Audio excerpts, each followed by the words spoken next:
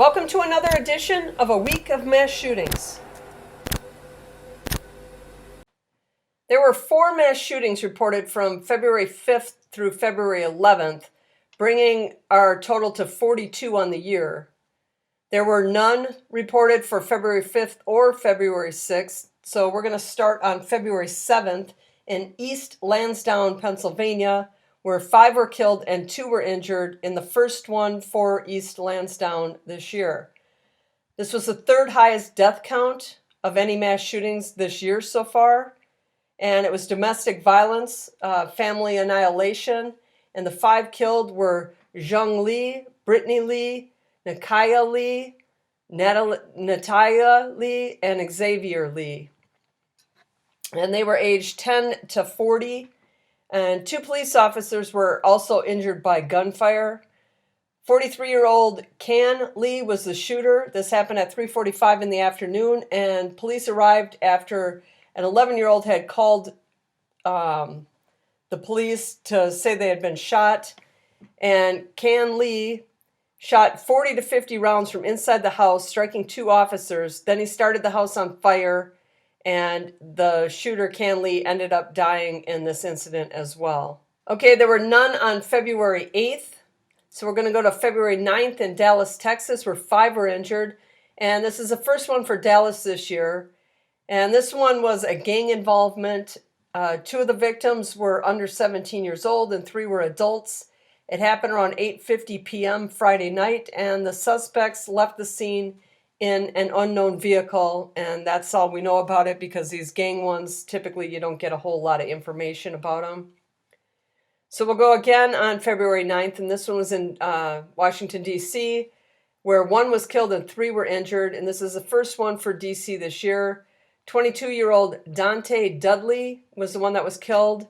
The 3 injured were all adult males. It happened just before 10 p.m., and Dudley was pronounced dead at the scene. And a shooting occurred inside an apartment building. And police are offering $25,000 for any information that leads to any arrests on this one. And there were none on February 10th. So we'll go to February 11th in Chicago, and 7 were injured.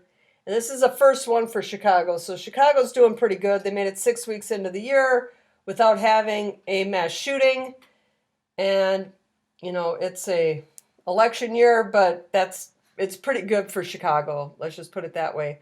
3 males and 4 females were the victims. They were all aged between 22 and 53. And basically, this 30-year-old male got in a verbal altercation with the suspect, who pulled out a gun and began firing and then fled in a white van. And the other victims were just in the area and were hit by stray bullets as the guy was just, firing away, trying to hit the other guy. So one guy gets in an argument and 7 people end up getting shot as a result. This one happened at 3:30 a.m. and neighbors in the area say shootings like that happen all the time. And this was in the Little Village neighborhood on Chicago's southwest side.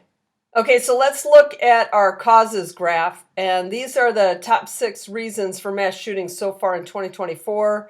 Unknown is at 10, and a lot of these, like you see, we had one that was unknown today. The police just have no idea what happened. And arguments come in with 7, the large parties or gatherings with 6, domestic violence has 5, drive-bys 3, and gang involvement had 2. And all of those were 4 of those were from today's or this week's mass shootings.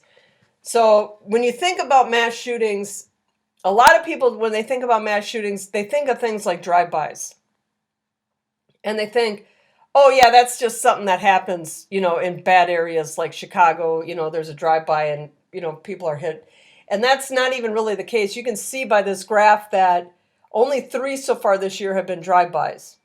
And, the unknown ones, we don't know, or they didn't give us enough information, at least at the time, to, make an assessment. But arguments and large parties, and the domestic violence ones are, although they're not one of the leading causes right now, they have the 4th most. they're kind of the worst in a way because they're typically an entire family that gets wiped out. And the number of victims is often higher because it's one guy will take out 5 or 6 people, and the number of people, I shouldn't say victims necessarily, but the number of people that died is often higher than a normal mass shooting because it's usually a family member, and he'll kill everybody in the house, and most of the people, they don't have enough time to even get away or do anything. So those are probably of the worst, even though so far there's only been 5. This is a weekly video, so if you like this type of content, hit that like button, leave your thoughts in the comments, and consider subscribing. And I'll catch you next week.